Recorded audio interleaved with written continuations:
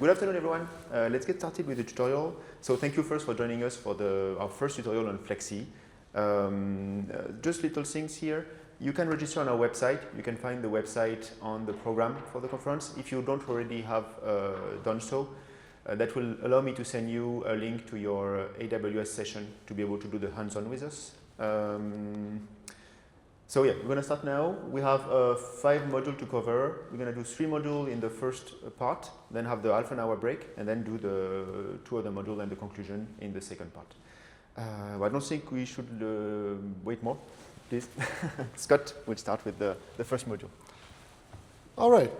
So, so the purpose of this tutorial is to teach you how to program in FleCSI, which is used for facilitating distributed GPU-aware programming. This first module is introductory. As motivation, HPC systems are getting more and more complicated with millions of cores, many types of GPUs, and just the system size and heterogeneity makes it difficult to get peak performance out of modern HPC systems. There are many challenges that modern hardware poses. So to master all of it, the hardware and the memory and the parallelism and so forth, needs a lot of computing expertise. And as a result, domain scientists risk being diverted from what they want to do scientifically by having to worry about all of these low-level system details. FleCSI addresses this problem by providing a single-source, performance-portable mechanism for developing parallel and distributed codes. It supports multiple backends, both distributed and on-memory, on-node parallelism. And an important part is that it provides abstraction layers that promote code reuse and enable domain scientists to focus on the physics and not so much on how data moves around the system. FleCSI isn't alone in this space. Some related work is Legion, which is very close to FleCSI. FleCSI, in fact, can use Legion as a backend.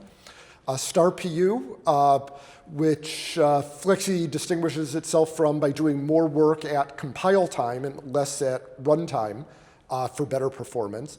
And uintop, which is a component-based multi-physics framework that FleCSI tries to provide more. It's more general in terms of its abstraction and more flexible in terms of the backends that it supports.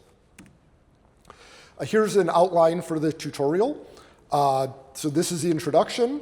The next module will be on the control model and the runtime model. After that, we'll cover the data model and the execution model, and end with on-node parallelism. And we won't be talking about some advanced features, but they do exist. OK, so there's a lot of terminology in FleCSI, which I'll build up to. But first, I'll present the high-level structure of a FleCSI application. So at the top is the application.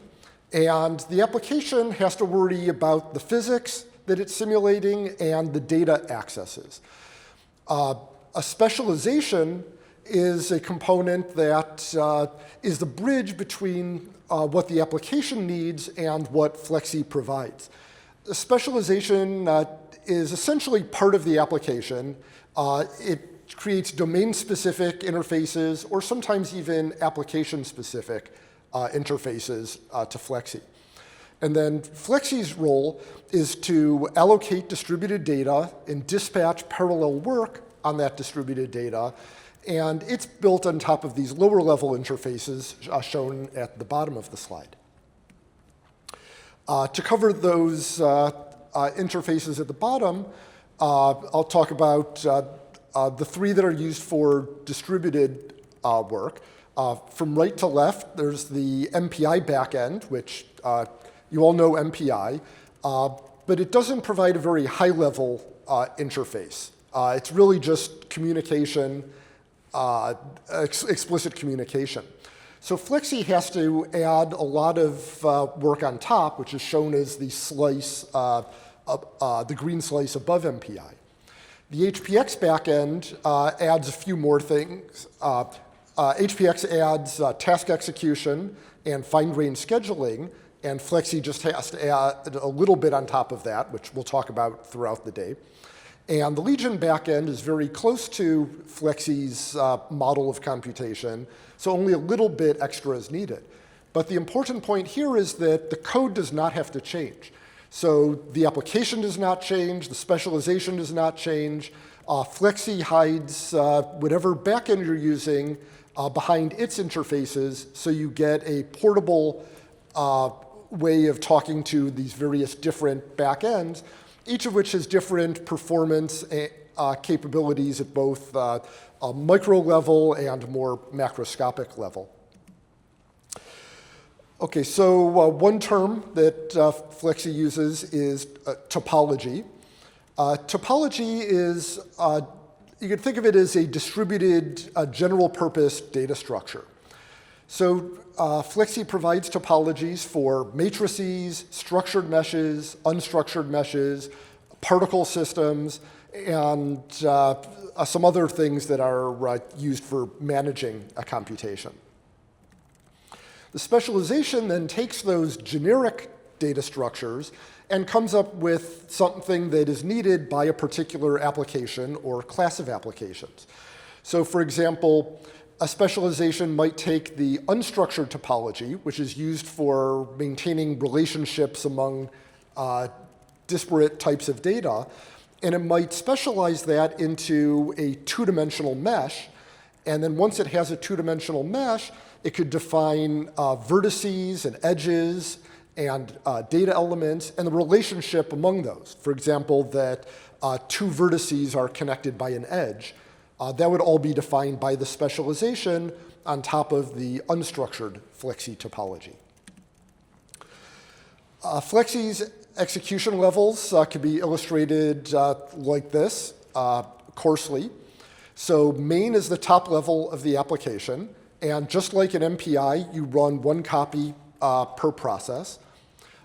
Then this feeds into a control model, which defines the high-level sequential structure of the application execution. Tasks are then spawned. These are parallel and work on distributed data. And the data is distributed based on what we call a color, which you could think of as being like an MPI rank. It's a division of work and data, but unlike an MPI, colors don't have to map one-to-one to the underlying cores or processes. You could map in any way that is appropriate for the application. Then, once this data is distributed and you're doing the actual computation work on it, that would be done using a kernel, which is a data parallel access to distributed data that exists locally to one of these tasks.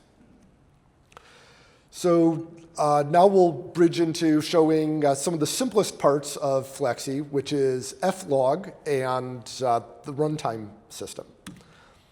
So flog is the FleCSI logging facility. It's a parallel logging facility. So unlike sticking in printfs or cout statements, it understands that these are being called in a distributed fashion. It can be disabled at configuration time if you're using it for debugging and want to turn it off for production. And the nice feature, the key feature, is that it'll output the data without interleaving as it comes from multiple separate processes, unlike a typical writing to standard output. Flog supports the usual expected severity levels. You could write informational messages, warning messages, and fatal messages, and the user can choose which of those to show and which to suppress. Fatal is special in that, as one might expect, it aborts the execution, and it can also print a stack backtrace to give more information as to where a problem occurred. Flog assert is a wrapper for that checks if a condition holds and if not, calls flog fatal. So here's a minimal FleCSI program. So FleCSI is fundamentally tied to C++, so you'll see a lot of C++ in this presentation. So begins by including some header files for the execution model and the runtime system. It then defines a placeholder for where your simulation might go. In this case, it just calls flog and gives an informational message that says hello world. And then main itself declares a dependency guard, which is in charge of initializing any of the lower level libraries, such as MPI and Cocos. It then declares a runtime object called run. It declares an interface to flog, telling it where to write to. So it now has an output stream for that. And the last line of main is where it passes to the control system the simulation function and says, run my simulation. So the tutorial is structured where we're going to have a module and the hands-on, module, hands-on. So let me introduce the first hands-on that you'll be working on. It'll be largely just building FleCSI. It's a good first step. FleCSI is built using CMake. And generally, you'd want to use a tool like SPAC to pull in all of the dependencies that FleCSI needs. So in the hands-on, we've set up AWS sessions for all of you that has a pre-configured environment. You'll be exploring some of the SPAC options that FleCSI uses, and then you'll finally build FleCSI using an installation script. So we're going to have a running example that goes through all of this afternoon's hands-on exercises, which is a sequential heat equation solver that we're going to parallelize using FleCSI. So in each hands-on, we'll extend the code little by little, and you'll be able to compile it at every step and execute in all but one of the steps. And for your convenience, in the AWS session, there's a directory that has the completed solutions. So if you get stuck or if you fall behind, then you could draw upon that to continue work in the next hands-on session. So the heat equation solver is a 2D heat diffusion. The unknown is the temperature, U, which is a function of coordinate and time. There's fixed temperatures at the boundaries, a Gaussian hotspot centered in the domain. The partial differential equations that govern this are shown here. This will be discretized with a 5-point stencil and implicit backward Euler time integration. We'll solve the linear system with red-black Gauss-Seidel. And we have two ways to check for convergence. Either the temperature changes by too small of an amount, or the residual norm drops below some threshold value. This is a simple enough problem that it can be verified using an analytical solution.